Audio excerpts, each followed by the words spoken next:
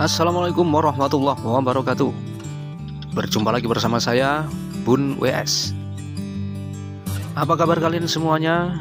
Saya harap kalian baik-baik saja dan selalu sehat, selalu bahagia, selalu bergembira, dan semoga kita semua selalu dalam perlindungan Tuhan Yang Maha Kuasa. Amin.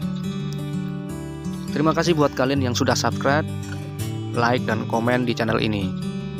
Karena dengan adanya dukungan kalian, partisipasi kalian, atau komentar kalian di channel ini, kami bisa membahasnya lebih dalam, lebih jelas, lebih gamblang tentang permasalahan-permasalahan di dunia diesel.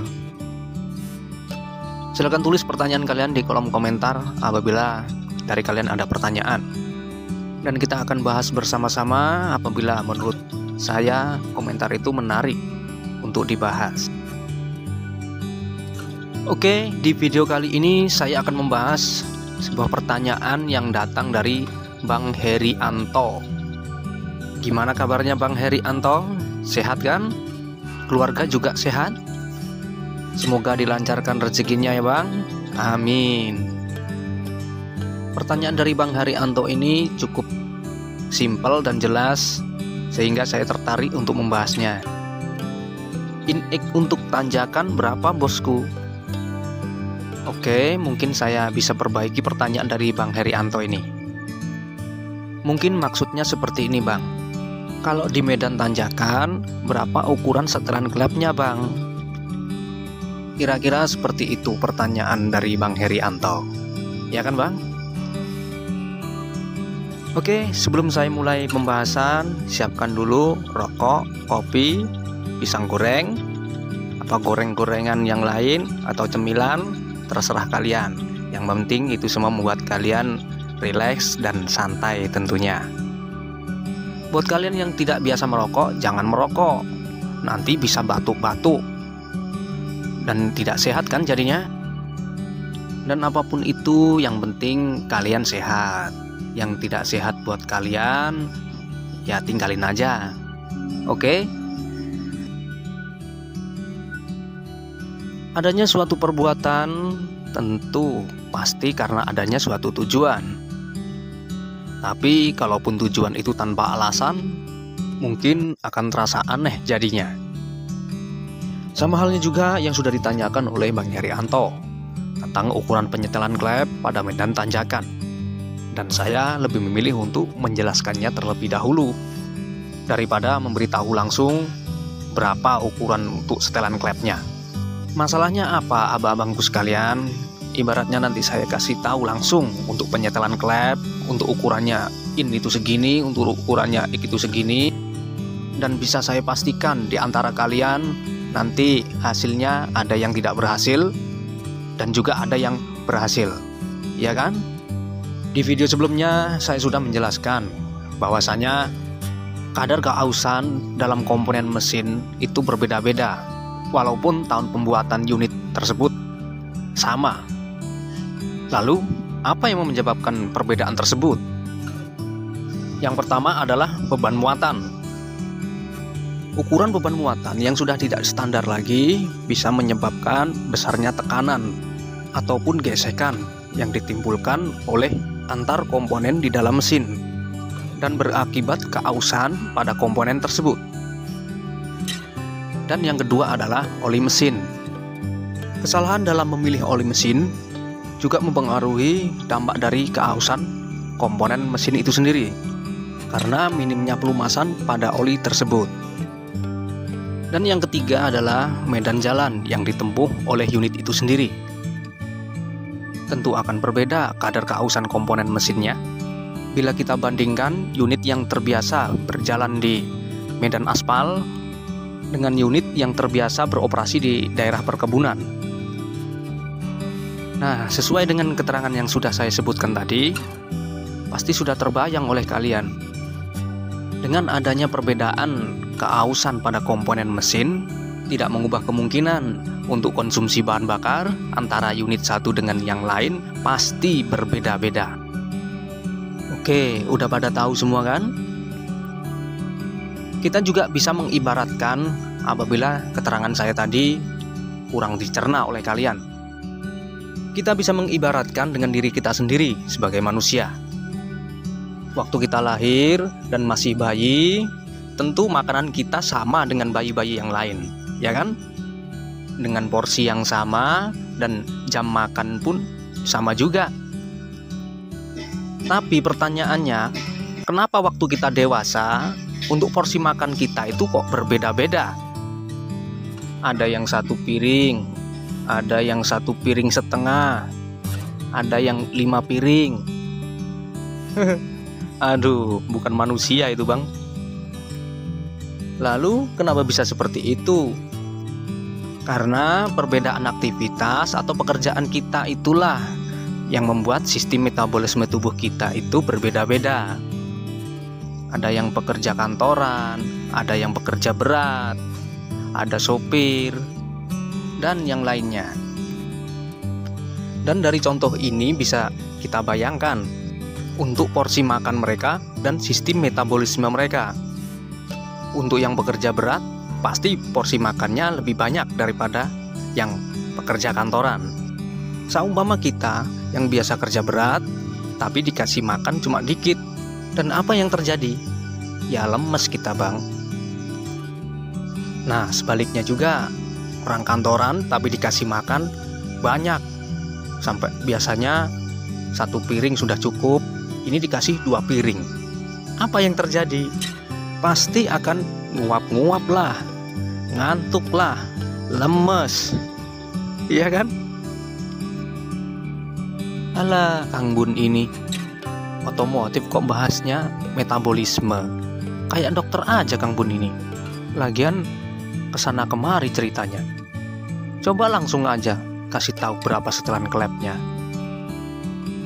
Abang-abangku sekalian, saya ini memberikan contoh atau perumpamaan buat kalian itu agar lebih mengerti dan lebih paham. Dan jangan bawa budaya instan kita. Pengen tahu banyak tapi harus cepat. Nanti akhirnya yang rugi kita sendiri kan. Nah seperti contoh tadi, tidak ada bedanya dengan suatu unit kendaraan. Dimana kendaraan yang baru keluar dari pabrikan, pasti untuk kalibrasi bahan bakarnya sama, dengan kapasitas standar muatan juga sama antara yang satu dengan yang lain. Dan pada waktu kita operasikan dan kita kasih beban muatan yang bukan standarnya lagi, maka secara berangsur tenaga akan berkurang. Nah dari situlah itu merupakan kode dari mesin itu sendiri, supaya kita untuk menambah konsumsi bahan bakarnya. Lalu timbullah dari kita untuk menyetel klep, menyetel bospom, menyetel plunger bospom, bahkan untuk ngepur derajat bospom itu sendiri. Seperti yang sudah saya katakan tadi, bahwasanya kalau kita pekerja berat harus membutuhkan energi yang cukup dengan cara memenuhi asupan makanan kita dengan cukup dan seimbang. Dan arti cukup di sini artinya tidak kebanyakan dan tidak kekurangan. Nah, lalu bagaimana Bang untuk penerapan di mesin agar mesin tidak kekurangan bahan bakar ataupun tidak kelebihan konsumsi bahan bakar? Kita bisa mengubah dari setelan bospomnya. Untuk cara menyetel bospom, sebelumnya saya sudah membuat video tentang penyetelan bospom. Dan dalam video ini sudah saya terangkan dan saya sudah jelaskan bahwasanya kita tidak boleh semena-mena dalam penyetelan bospom. Dan kita juga harus tahu untuk seberapa konsumsi campuran bahan bakar yang dibutuhkan mesin tersebut. Gimana caranya? Itu sudah saya jelaskan pada video-video sebelumnya. Oke, abang-abangku sekalian, dimanapun kalian berada, saya sudah cerita panjang lebar dan saya harapkan kalian sudah punya pedoman di langkah selanjutnya. Dan saya akan mulai menjawab pertanyaan dari Bang Herianto tentang ukuran penyetelan klep. Dan medan jalan yang dilalui Bang Herianto ini mayoritas adalah jalan tanjakan. Dan setelah saya tanyakan kembali pada Bang Herianto, ternyata Bang Herianto lebih dulu menyetel bospomnya. Dan untuk ukuran klepnya, Mas Haryanto ini menyetel dengan ukuran pabrikan atau ukuran standar, yaitu ukuran in 0,30 dan ukuran X-nya 0,40. Tapi hasil yang didapat, tenaga berkurang, konsumsi bahan bakarnya juga boros, dan asap knalpotnya pun tebal dan hitam pekat. Nah, dari kejadian seperti ini pun kita harusnya sudah tahu, ya Bang ya, bahwa campuran bahan bakarnya itu terlalu banyak daripada udaranya. Seharusnya Bang Herianto ini nyetel klep dengan ukuran filler yang lebih kecil atau lebih tipis. Kenapa Bang kok kita harus nyetel dengan ukuran filler yang lebih tipis? Karena jarak temelar dan topi klep akan semakin dekat dari ukuran sebelumnya, sehingga volume udara itu lebih banyak yang masuk dalam ruang bakar dan bisa mengimbangi untuk campuran bahan bakarnya. Dan yang pastinya berapa Bang untuk ukuran setelan klepnya? Berhubung Bos Bam sudah saya setel. Untuk Bang Haryanto, Abang setel dulu untuk in-nya 0,20 dan untuk X-nya 0,25. Dan apabila nanti asap tebalnya sudah mulai berkurang atau malah nggak ada asapnya sama sekali, berarti campuran udaranya itu lebih banyak daripada bahan bakarnya. Jadi Bang Herianto bisa menyetel klep kembali dengan memperbesar ukuran fillernya dengan ukuran in 0,25 dan ukuran X-nya 0,30. Gimana Bang Herianto? Sudah ngerti kan? Dan yang saya harapkan bukan hanya Bang Herianto aja yang lebih tahu atau mengerti atau lebih paham. Saya harapkan kalian semuanya yang nonton video ini, yang tadinya tidak mengerti menjadi mengerti atau paham.